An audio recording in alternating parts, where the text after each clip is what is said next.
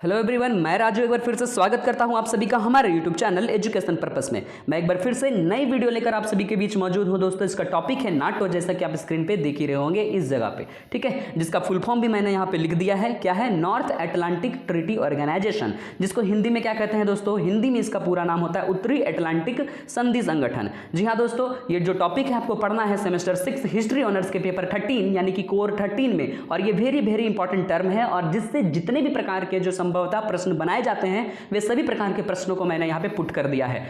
देखिए दोस्तों, पॉइंट तो वही है नाटो, लेकिन इससे रिलेटेड किस किस प्रकार के सवाल जो आपके एग्जाम में आते हैं, एग्जामिनर के जो मोस्ट फेवरेबल क्वेश्चन है तरीके, उसको आप समझिए। क्या है? नाटो की भूमिका की विवेचना करें, या इसी सवाल को ऐसे लिख दिया जा सकता है उत्तरी अटलांटिक संधि संगठन। बिल्कुल कंफ्यूज नहीं करना, इसी का हिंदी पूरा नाम है, ठीक है। तो उत्तरी अटलांटिक संधि संगठन की व्याख्या करें, या नाटो की विशेषता का वर्णन करें, या नाटो के उद्देश्य का वर्णन करें, या फिर ऐसे रहेगा कि आखिर वे कौन कौन से कारण थे जिसके कारण नाटो का क्या हुआ, जन्म हुआ, नाटो की स्थापना की गई, या फिर इसी प्रकार से घुमाकर जो है आपके एग्जाम में पूछ लिए जाते हैं, ठीक है। यहां पे एक लाइन में मैंने आपको लिख दिया है, PDF of this video is given in the description box. जी हाँ दोस्तों, बहुत सारे स्टूडेंट्स को क्या करना होता है, इसके पीडीएफ की आवश्यकता होती है, तो पीडीएफ भी मैंने क्या कर दिया, डिस्क्रिप्शन बॉक्स में लगा दिया। आप वहां पे जाकर क्या कर सकते हैं, उसको डाउनलोड करके आप समझ सकते हैं। हालांकि इस वीडियो को भी पूरा देखें, इस वीडियो को पूरा देखने के बाद यदि आप पीडीएफ को क्या करते हैं, रीड करते हैं, तो वो और अधिक अच्छा तरीका से क्या होगा, आपको समझ में आने वाला है, ठीक है। तो बेहतर तरीके से इस प्रकार से आप समझेंगे।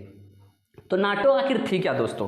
नाटो के बारे में थोड़ा सा समझते हैं। नाटो आखिर है क्या, ये समझिए। नाटो का मतलब होता है उत्तरी अटलांटिक संधि संगठन, जो कि यहाँ पे ब्रैकेट में लिखा हुआ है, और ये जो है यूरोप और उत्तरी अमेरिका के बहुत सारे जो देश हैं, यूरोपीय जो देश हैं वहाँ के देश और उत्तरी अमेरिका जैसे देशों के बीच जो है क्या है, सैन्य गठबंधन है, मतलब सैनिक महागठबंधन है, ठीक है। और इसकी स्थापना कब हुई थी? 4 अप्रैल 1949 में हुई थी, ठीक है। तो इसको जो है दोस्तों थोड़ा सा हम मैप में समझाने का प्रयत्न करेंगे। ये जो मैप आप यहाँ पे देख रहे हैं, यहाँ पे आपको ढूंढना है नॉर्थ अटलांटिक ओशियन, जिसको क्या कहते हैं दोस्तों, उत्तरी अटलांटिक जो सागर है हमारा, उसको ढूंढने का कोशिश करेंगे। तो अटलांटिक ओशियन जो है हमारा किस जगह पर है, तो आप सभी को पता होगा कि हमारा जो अटलांटिक ओशियन है वो हमारा है दोस्तों, एक सेकेंड, इस क्षेत्र में, ठीक है। और इस क्षेत्र में हमारी जो विषुवत रेखा होती है वो ये वाली रेखा है, जो 0 डिग्री ईस्ट से वेस्ट की ओर जाती है, जो हमारे ग्लोब को, हमारे अर्थ को 2 बराबर हिस्सों में बांटती है। तो ये हमारा अगर अटलांटिक ओशियन है, तो अटलांटिक ओशियन का जो नॉर्थ साइड, नॉर्थ डायरेक्शन होगा, यानी ये वाला क्षेत्र जो है, ये वाला जो क्षेत्र है, यही है हमारा नॉर्थ अटलांटिक ओशियन। और इस नॉर्थ अटलांटिक ओशियन से सटे जितने भी देश हैं, जैसे कनाडा, यूएसए, मैक्सिको, ठीक है, फ्रांस, ब्रिटेन, स्पेन, ये जो जितने भी प्रकार के जो देश हैं, ठीक है, लगभग सभी के सभी यूरोपीय कंट्रीज जो है इसमें शामिल हैं। यूरोपीय कंट्रीज के क्या है, इसमें सैनिक गठबंधन है, इनके सैनिक प्रतिनिधि जो है इसमें शामिल हैं, और ये एक प्रकार से बड़ी सेना का क्या करती है, इस्तेमाल करती है। और इसका परम उद्देश्य क्या है? इसका परम उद्देश्य है कि यदि किसी देश, यानी कि सिंपल सी बात है, ये जो अटलांटिक ओशियन जो आप इस क्षेत्र पे देख रहे हैं ना, ठीक है, तो अटलांटिक ओशियन से सटे देश जो है इसमें शामिल हैं। तो ये क्या भारत, चाइना, रूस, ये सब इसमें सटे हुए हैं क्या? नहीं। तो भारत, चाइना, रूस जो है इसका सदस्य नहीं बन सकता है, लेकिन इसके सदस्य कौन बनेंगे? इसके सदस्य वही बनेंगे जो लोकतांत्रिक देश होंगे। और इसके अलावा जो है दोस्तों क्या होंगे, दूसरा शर्त यह है कि अटलांटिक ओशियन में ये सटे हुए देश होने चाहिए। और इसका परम उद्देश्य है, सबसे परम उद्देश्य, कि यदि बाहर का कोई भी देश, यानी इधर के जो भी देश आपको देखने को दिख रहे हैं, और इधर से कोई भी देश यदि नॉर्थ अटलांटिक जो हमारा अभी जो संधि संगठन है उसमें जितने देश शामिल हैं, उन देशों के किसी एक देश पर भी हमला करता है, तो बाकी के सभी देश क्या कर देंगे, उस पर उल्टा हमला कर देंगे, ठीक है। तो यही जो है इसका उद्देश्य है। तो इसमें कितने देश शामिल हैं अभी? तो वर्तमान में जो है दोस्तों इसके 30 सदस्य हैं। कितने सदस्य हैं? 30 सदस्य हैं, जो कि आपको ब्लू पोर्शन आपको दिख रहे हैं, वे सभी के सभी जो है इस पर शामिल है। कुछ इधर के भी पोर्शन है, जैसे कि हम कह सकते हैं जैसे मैक्सिको वगैरह के, ठीक है। तो इधर के भी कुछ पोर्शन बाद में ऐड किए गए हैं। ये थोड़ा इस मैप को देख लेंगे, जिससे आपको आइडिया लग जाएगा कि कौन कौन से देश जो हैं इस संधि संगठन में हस्तांतरित है, यानी कि हस्ताक्षर किए हुए हैं, ठीक है। वर्तमान में कितने हैं? 30 हैं। इसकी स्थापना कब हुई थी? 1949 में हुई थी, ठीक है। क्यों हुई थी? बाहरी देशों से आक्रमण के लिए। मुख्यतः ये रूस जैसे चीजों पर, जब द्वितीय विश्व युद्ध हुआ था ना हमारा 1945 में, इसकी समाप्ति हुई, उसके बाद रूस और अमेरिका जैसे देशों के बीच, यूरोपीय देशों के बीच मनमुटाव पैदा हो गया था, तो जिसके कारण ही इसकी क्या कर दी गई थी, स्थापना की गई थी, ठीक है। अब हम लोग लाइन बाय लाइन इसको पढ़ेंगे। आप जो है इसको ध्यानपूर्वक तो समझ लिए होंगे। अब समझेंगे कि संयुक्त राज्य अमेरिका की राजधानी वाशिंगटन डीसी में, ठीक है, संयुक्त राज्य अमेरिका की राजधानी वाशिंगटन डीसी ईस्वी में 4 अप्रैल 1949 को, कब 4 अप्रैल 1949 को, इसको ध्यान से नोट कर लीजिएगा, एक नंबर के क्वेश्चन में भी आपके एग्जाम में आ जाते हैं, को क्या किया गया था, लगभग सॉरी दोस्तों उस समय परफेक्टली कितने देश थे, 12 देश थे, 12 देशों ने क्या किया था, हस्तांतरण किया था। तो वे 12 देशों के भी नाम मैं आपके नीचे बताऊंगा, लेकिन यहाँ पे देखिए Belgium, Canada, Denmark, France, Iceland, Italy, Luxembourg, Norway, पुर्तगाल, ब्रिटेन एवं संयुक्त राज्य अमेरिका के जो विदेश मंत्री थे उन लोगों ने क्या किया था, उन लोगों ने मिलकर जो है क्या किया था, अटलांटिक गठबंधन की स्थापना की थी और उसी को कहा गया उत्तरी अटलांटिक संधि, और उसी संधि पर इन लोगों ने क्या किया, हस्ताक्षर किया था। ठीक है, तो अब जो है इसको कब लागू किया गया, पूरी तरीके से इसको लागू किया गया था 24 अगस्त 1949 को। अब देखिए बाबू कि आपको डेट याद रहता नहीं है, तो डेट नहीं याद रखता, ईयर बस याद रखो कि 1949 में इसकी स्थापना हुई, 1949 में इसकी पूर्णता लागू की गई। ठीक है, इसमें शुरू में कितने सदस्य देश शामिल थे, 12 सदस्य थे जिन्होंने इस पर क्या किया था, हस्ताक्षर किया था। उसके बाद जो धीरे धीरे इसमें सदस्य देश जुड़ते चले जाएंगे और वर्तमान में कितने हैं, 30 है, इतने तो आपको याद रखने हैं। इस पे कौन कौन से देश शामिल होते हैं, वही देश शामिल हो सकते हैं जो नॉर्थ अटलांटिक ओशियन से सटे हुए देश होते हैं। नॉर्थ अटलांटिक ओशियन को मैंने मैप में समझा दिया, जैसे कि क्या होते हैं, यूएसए है, अलास्का है, उसके बाद जो हमारा कह सकते हैं कनाडा है, मैक्सिको है, स्पेन है, फ्रांस है, ब्रिटेन है। ठीक है, ये सब सारे देश, नॉर्वे है, वे सब सारे देश आते हैं। उसके बाद जो है अब इसके बाद धीरे धीरे इसमें कौन कौन से देश शामिल होंगे वे समझिए। 1922 में जो है दोस्तों यूनान और टर्की शामिल होते हैं, 1955 में जर्मन संघीय गणराज्य शामिल होता है, 1982 में स्पेन शामिल होता है, 1999 में चेक गणराज्य, कौन कौन से, हंगरी और पोलैंड जो है इसमें शामिल होते हैं। अब देखिए आपको यहाँ पे देश का नाम याद नहीं है, बिल्कुल मत याद करो, नहीं याद होता है प्रेशर मत डालो, याद होता है भाई याद कर लो, नहीं याद होता है चालाकी करो कि इसमें पहले इतने देश थे, बाद में इतने देश शामिल हुए, धीरे धीरे जो है देशों की संख्या बढ़ गई, खत्म, और वर्तमान में 30 है। क्लियर, अभी जो है मैंने आपको समझाया, बस वही आपको लिखना है। अब देखिए 29 मार्च को जो है 7 और राज्य जुड़े, कौन कौन से राज्य थे जिसको मैंने नीले कलर से जो है इसमें दिखाया है। आपको अच्छे ढंग से इस सब पॉइंट समझ में आए, ये चीज़ें आपको अच्छे स्पष्ट तरीका से दिखे, इसलिए मैंने इसको कलरफुल बनाया है। क्या है देखिए यहाँ पे Bulgaria, Estonia, Latvia, Lithuania, Romania, Slovakia और स्लोवेनिया, ये सब जो है शामिल होते हैं। और उसके बाद जो इसकी संख्या हो जाती है 26, लेकिन वर्तमान में जो है 26 होते होते आता है 28, 28 से 29, और लास्ट में जो है 30 जो देश हैं जो आज अभी वर्तमान के समय में नाटो के सदस्य देश हैं। ठीक है, तो 30 जो सदस्य देश हैं उसके नाम को मैंने यहाँ बहुत ही इनोवेटिव तरीका से आपको दिखा दिया है। यदि आप चाहें तो ये 30 के नाम याद रख सकते हैं। यदि आप कैपेबल नहीं हैं, याद करने में सक्षम नहीं है, तो कुछ मेन गणराज्य को जो है मेन देशों के नाम याद रखिए, जैसे संयुक्त राज्य America, Britain, Turkey, Spain, Netherlands, उत्तर मैसेडोनिया, ठीक है, लाटवानिया, डेनमार्क, फ्रांस। लेकिन आप पूरा का पूरा याद कर सकते हैं, नहीं भी याद कीजिए कोई दिक्कत नहीं, बस लिख दीजिए 30 देशों का संगठन है अभी। ठीक है, 30 देश इसमें शामिल है, किसमें, नाटो में। नाटो का पूरा नाम क्या है, नॉर्थ अटलांटिक ट्रीटी ऑर्गेनाइजेशन, इसको हिंदी में क्या कहते हैं, उत्तरी अटलांटिक संधि संगठन है। ठीक है, अब हम लोग समझेंगे कि उत्तरी अटलांटिक संधि संगठन तो बन गई, लेकिन आखिर क्या कारण थे कि इसको बनाया गया। हम लोगों ने समझा कि इसमें अलग अलग देशों के सैनिक जो प्रतिनिधि होते हैं वे इसमें शामिल है। सेना का एक महान गठबंधन है जो बाहरी आक्रमणों से बचाता है। यदि बाहर का कोई देश इसमें आक्रमण करेगा, किसी एक देश में भी आक्रमण करेगा, तो इसके जितने सदस्य यानी 30 सदस्य ना, तो 300 मिलकर उस पर क्या कर देंगे, आक्रमण कर देंगे। तो आखिर इसको बनाने के पीछे कौन कौन से कारण थे, तो चलिए इसको समझते एक एक करके। तो सबसे पहला कारण जो आपको स्पष्ट रूप में स्क्रीन पे दिख रहा होगा दोस्तों, क्या है, इसको पहले पढ़ते हैं उसके बाद समझते हैं। ठीक है, तो चलिए इसको एक एक करके हमारे साथ पढ़ते हैं। क्या लिखा हुआ है, द्वितीय विश्व युद्ध के दौरान नाटो के सदस्य देशों ने भौतिक, आर्थिक, राजनीतिक और भावात्मक रूप से अनेक नुकसान उठाने थे, यानी उठाने पड़े उन्हें। ठीक है, तो सोवियत संघ रूस जो है, द्वितीय विश्व युद्ध जो हुआ था, द्वितीय विश्व युद्ध जब उस समय हुई थी, तो बहुत सारे जो नुकसान है इन लोगों को उठाना पड़ा। जो देश अभी शामिल है ना, यानी कि यूरोपीय देश और जो हमारे अमेरिकन कंट्रीज के जो देश हैं, ठीक है, वे सब जो इसमें थे, उनको जो है बहुत बड़ी भारी मात्रा में नुकसान उठाना पड़ा। और जो है रूस से भी इनका लगातार मनमुटाव होते चला गया, और जिसके कारण जो है रूस क्या चाहता था कि हम जो है इन देशों के ऊपर, ठीक है, थोड़ा सा भी हम आपको पेज जंप करवाते हैं। ठीक है, इसको थोड़ा सा ध्यान दीजिएगा। ठीक है दोस्तों, एक सेकेंड,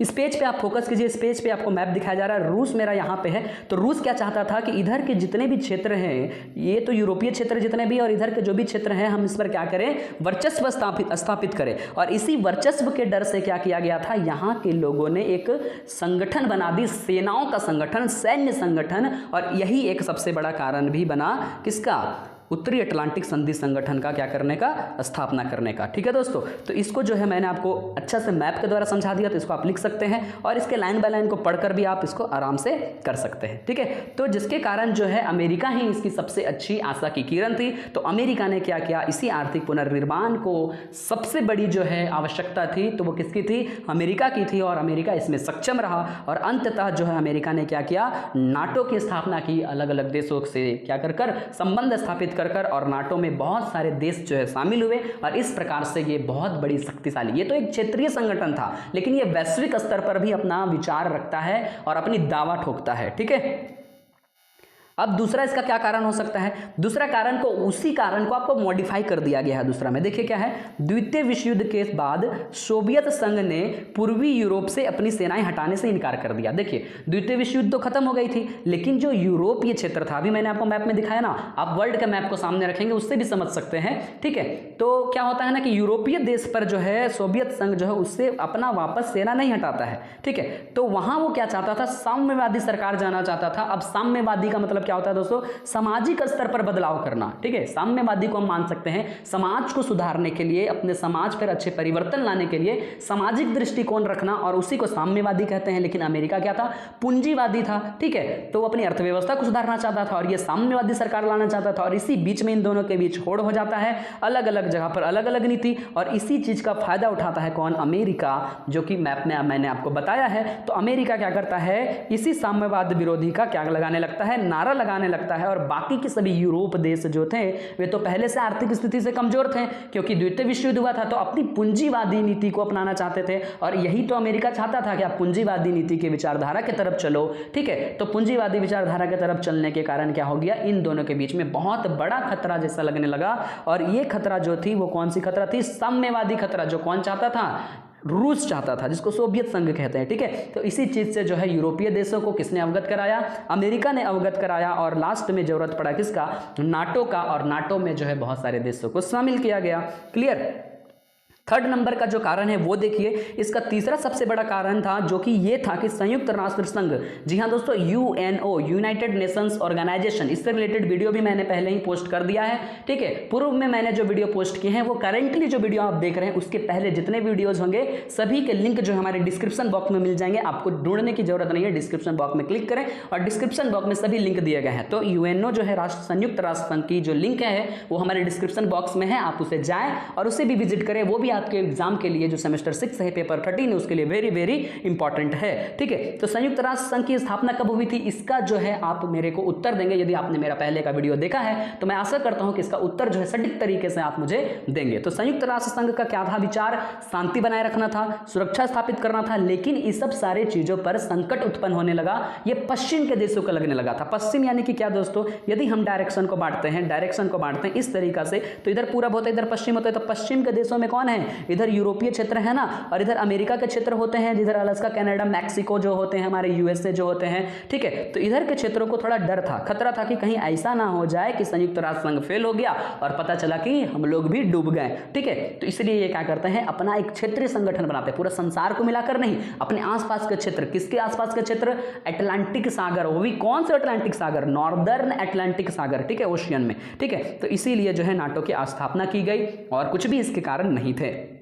अब चलिए समझते हैं, स्थापना तो की गई लेकिन किन मूल उद्देश्यों से की गई। कारण और उद्देश्य मिलते जुलते हैं, एक चीज को ध्यान दीजिएगा, कारण और उद्देश्य मिलते जुलते हैं लेकिन उद्देश्य थोड़े जो है क्या होते हैं, कारण से डिफरेंट होते हैं। तो चलिए समझते हैं नाटो के उद्देश्य। तो इसके उद्देश्य को मैंने पॉइंट वाइज यहाँ पे समझा दिया है, पॉइंट को मैं पढ़ाकर थोड़ा सा समझा देता हूँ दोस्तों। सबसे पहला जो पॉइंट है वो किस पर डिपेंड है कि साम्यवादी विचारधारा को रोकना। अभी यही तो कारण मैंने पढ़ा था भाई, पॉइंट सही पॉइंट बनाना है, यही तो अच्छे स्टूडेंट की पहचान होती है। ठीक है, तो सबसे पहला यह है कि पश्चिमी यूरोप में सोवियत संघ का जो साम्यवादी विचारधारा का जो खतरा था उसी चीज को रोकना ही इसका सबसे बड़ा उद्देश्य था। इसको तो मैंने आपको समझा दिया। अब देखेंगे इसका दूसरा उद्देश्य में हमें क्या लिखना है। दूसरा उद्देश्य था कि राजनीतिक और सैन्य तरीके से अपने राष्ट्र को स्वतंत्रता और सुरक्षा की गारंटी देना। तो इसका पॉइंट क्या हो जाएगा, स्वतंत्रता और सुरक्षा की गारंटी किसको दिया जाएगा, स्वतंत्रता और सुरक्षा की गारंटी कौन देगा, नाटो देगा, यह संगठन देगी। किसको देगी, इसमें जितने देश शामिल है उसको देगी कि आपकी स्वतंत्रता, आप स्वतंत्र हो, आप सुरक्षित हो, इसकी गारंटी हम लेते हैं। यानी किसी एक के ऊपर कोई देश हमला करेगा,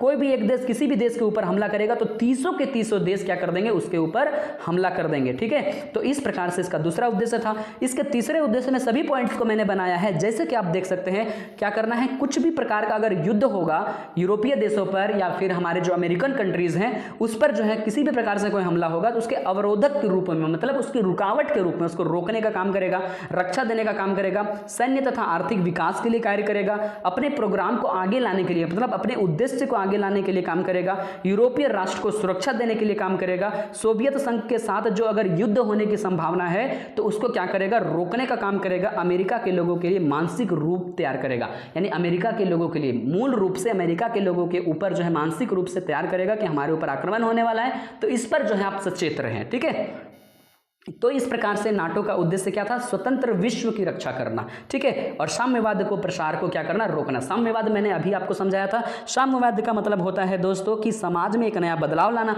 तो समाज में यदि नया रूप से बदलाव लाते हैं तो वो अच्छे भी हो सकते हैं, बुरे भी हो सकते हैं। और यही चीज को ये लोग क्या मानते थे, खतरा मानते थे। कौन, जो पूंजीवादी विचारधारा को अपनाते थे, और जिसके कारण जो है अमेरिका जैसे देशों ने इसको क्या कर दिया, इसको हराने के लिए यहाँ की यूरोपीय कंट्रीज को मिलाकर क्या कर दिया, नाटो का क्या किया, स्थापना की। ठीक है, अब नाटो बना किन किन चीज़ों से मिलकर है वो समझेंगे। तो नाटो के प्रमुख अंग जो हैं वे 4 हैं। नाटो की संरचना 4 अंगों से मिलकर बनी है। परिषद, ठीक है, सबसे पहला जो है परिषद, उसके बाद आता है उप परिषद, उसके बाद समितियां आती है, उसको हम समझेंगे एक एक करके। तो परिषद क्या है दोस्तों, इसके बारे में यहाँ देखिए कि सबसे पहला यदि प्रमुख अंग कोई है नाटो का, नॉर्थ अटलांटिक ट्रीटी ऑर्गेनाइजेशन का, तो वो क्या है, सर्वोच्च अगर नीति निर्धारक कोई है तो 30 राज्यों के जो स्थायी प्रतिनिधि होते हैं, इसके जो स्थायी प्रतिनिधि मतलब किसके, जो प्रेसिडेंट होते हैं या फिर इसके जो प्राइम मिनिस्टर्स होते हैं वे क्या करते हैं, इसको जो है संचालित करते हैं, इसके प्रतिनिधि रहते हैं। और सामान्यतः सप्ताह में इनकी एक बार बैठक होती है। परंतु दोस्तों आप सप्ताह में एक बार बैठक को याद ना रखते हुए वर्ष में एक बार की बैठक को याद रखेंगे, क्योंकि इसमें उच्च स्तर की जो बैठक होती है वो साल में एक बार होती है। ध्यान दीजिएगा, आप विकिपीडिया में सर्च कीजिएगा, आपको यही आंसर दिखेगा, सप्ताह का आंसर बिल्कुल नहीं दिखेगा। तो मैं आपको समझा देता हूं कि आप जो है इसी आंसर को क्या करेंगे, लिखेंगे कि इनके उच्च स्तर की जो बैठक होती है यहाँ के विदेश मंत्रियों के साथ, अलग अलग प्रतिनिधियों के साथ, सभी देशों के प्रतिनिधियों के साथ, तो वो वर्ष में कितनी बार होती है, साल में एक बार होती है। ठीक है, अब इसमें बहुत सारे क्या होते हैं, समझौते के लक्ष्य क्या है, उनको कैसे प्राप्त करना है, कैसे चलना है, सभी देशों के साथ जो मध्यस्थता की स्थिति कैसे बनाए रखनी है, उसके लिए ये उत्तरदायी होती है। ठीक है, और इसका जो अध्यक्ष होता है उसको महासचिव कहते हैं। और महासचिव एक और मैंने समझाया था यूएनओ में, तो किसके अध्यक्ष को महासचिव कहते हैं, इसका भी जवाब आप मुझे कमेंट बॉक्स में दीजिएगा। बहुत अच्छा लगता है जब आप मुझे कमेंट करते हैं, मजा आता है कि हाँ आप भी हमारे साथ साथ क्या कर रहे हैं, पढ़ाई कर रहे हैं। दूसरा है दोस्तों उप परिषद, जैसे होता है ना प्रिंसिपल, वाइस प्रिंसिपल, प्राचार्य, उप प्राचार्य। ठीक है, तो बस वही चीज है, परिषद का एक जो है छोटा रूप है उप परिषद। इसमें नाटो के जितने भी सदस्य होते हैं वे जो है किसके द्वारा चुने जाते हैं, सदस्यों के द्वारा चुने जाते हैं। और कैसे परिषद है ये, कूटनीतिक प्रतिनिधियों का, कूटनीतिज्ञ प्रतिनिधियों का क्या है, परिषद है। और ये क्या करते हैं, नाटो के संगठन से संबंध हित वाले जो भी विचार होते हैं, यानी कि नाटो से रिलेटेड जितने भी देश हैं या उससे रिलेटेड जितने भी हित के देश हैं जिससे हमें फायदे होने वाले हैं, उन सब का विचार करते हैं। ठीक है, तीसरा जो है बहुत इंपॉर्टेंट है प्रतिरक्षा समिति। ये समिति क्या करती है, ये समिति एक रणनीति बनाती है कि किस विषयों पर जो है हमें चलनी चाहिए। नाटो और गैर नाटो जो इसमें शामिल नहीं है उनसे भी संबंधित विषयों पर क्या करती है, ये विचार करती है। इसको आप नोट करेंगे। लास्ट जो है इसमें वो है हमारा दोस्तों सैनिक समिति। ये जो सबसे आखिरी का जो अंग है वो हमारा क्या है, सैनिक समिति। और इसका मुख्य कार्य क्या है, नाटो परिषद और उसकी प्रतिरक्षा समिति को क्या देना, सजेशन देना। ठीक है, और इसमें सभी देशों के जितने भी 30 देश है ना, तो 30 देशों के सेना अध्यक्ष क्या होते हैं, शामिल होते हैं। ठीक है, अब इसमें मेन एक पॉइंट है दोस्तों, वो समझिएगा।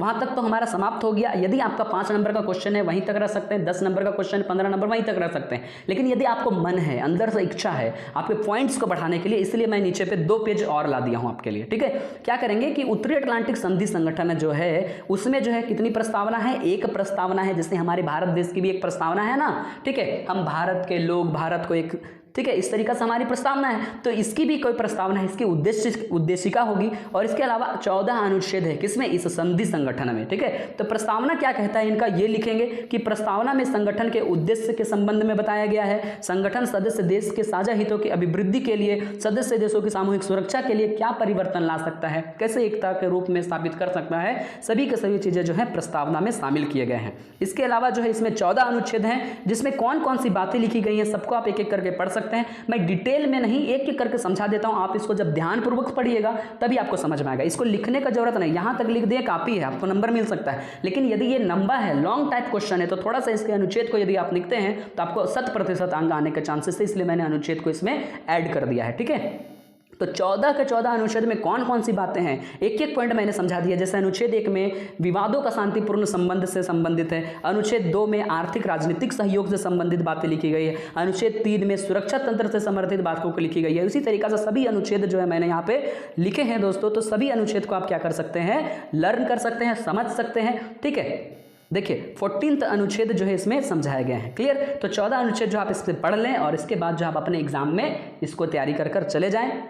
गारंटी लेते हैं दोस्तों, यदि इससे रिलेटेड सवाल आपके एग्जाम में आ गया तो आप किसी भी प्रकार से जो है इसको लिख लेंगे, यदि आप इस वीडियो को पूरा देखते हैं तो। ठीक है, और इसके बाद भी यदि आपके पास कोई भी क्वेरी है, ठीक है, कोई भी क्वेश्चन, कुछ भी चीज़ पूछना हो तो आप मेरे ईमेल आईडी जो कि यहाँ पे दिया हुआ है kumarraju@kumarraju829103, ठीक है, @ इस जगह पे आएगा। ठीक है, kumarraju829103 में क्या करेंगे, यहाँ पे मिस टाइपिंग हो गया है तो उस पर जो है हमें ईमेल करेंगे, डायरेक्ट ईमेल करेंगे, हम आपका जवाब देने के लिए हमेशा रेडी हैं। तो थैंक यू दोस्तों, मिलते हैं आगे के वीडियो में, तब तक के लिए बाय, अपना ख्याल रखिएगा।